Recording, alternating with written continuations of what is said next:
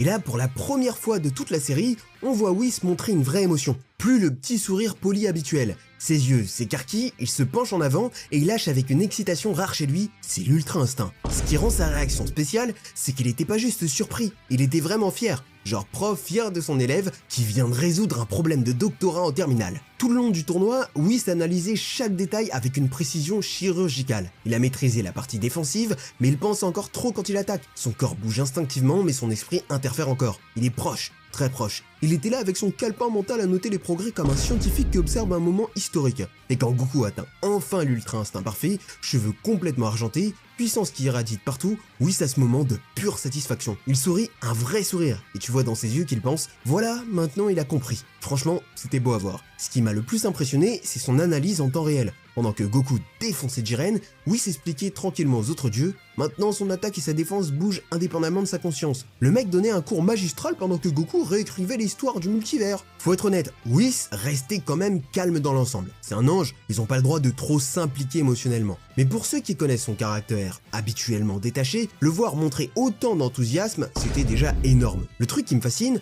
c'est qu'il voyait Goku comme un projet à long terme. Il l'a entraîné pendant des années, lui a appris les bases du ki divin, lui expliquait le concept de l'ultra instinct. Et des années plus tard, son élève avait maîtrisé quelque chose que même Beerus, son propre élève depuis des millions d'années, n'arrivait pas à faire. Du coup, ouais, Whis criait pas et sautait pas partout, mais sa fierté tranquille et sa satisfaction étaient juste parfaites. C'était la réaction d'un vrai maître qui voit son disciple atteindre des sommets qu'il pensait impossibles pour un mortel. Petite frustration perso quand même. J'aurais adoré le voir lâcher prise et crier un bon ouais ou un truc du genre. Mais bon, c'est un ange, reste classe en toutes circonstances. C'est pour ça qu'il prend la 5ème place. Réaction de prof fier, super belle, mais un peu trop mesurée à mon goût. Kefla, la fusion qui réalise qu'elle va perdre. On arrive sur le podium avec la 4ème place. Kefla, celle-là est vraiment spéciale parce que Kefla a eu deux réactions complètement différentes face à l'ultra instinct. Et les deux étaient absolument incroyables.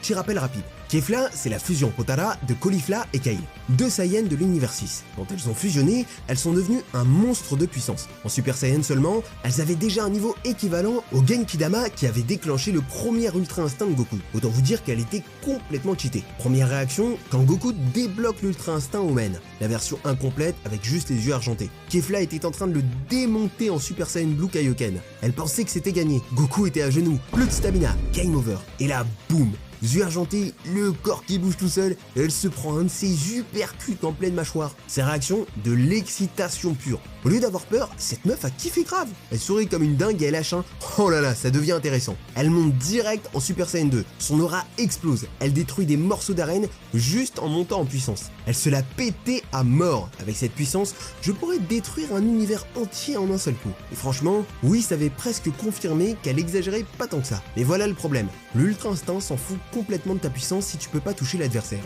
C'est là que la deuxième réaction arrive. Et elle est magnifique. Kefla commence à balancer tout ce qu'elle a. Des boules d'énergie partout, des éclairs qui suivent Goku. Une vraie pluie de ki qui couvre la moitié de l'arène. Goku, elle esquive tout, absolument tout sans effort. Tu vois la frustration monter chez elle. Son sourire confiant devient un sourire crispé. Elle attaque de plus en plus fort, de plus en plus vite, et rien. Goku passe au travers comme si elle lançait des confettis. À un moment, elle lui coupe même quelques cheveux. Et tout le monde flippe en pensant, si un seul coup passe, Goku est mort. Mais non, Goku cherche son Kamehameha en plein milieu du déluge. Kefla croit l'avoir coincé en l'air, elle charge sa plus grosse attaque et la balance à bout portant. Et Goku esquive. En plein vol, avec son Kamehameha chargé, physiquement impossible. La tête de Kefla à ce moment-là valait de l'or. Figé, yeux écarquillés, bouche grande ouverte.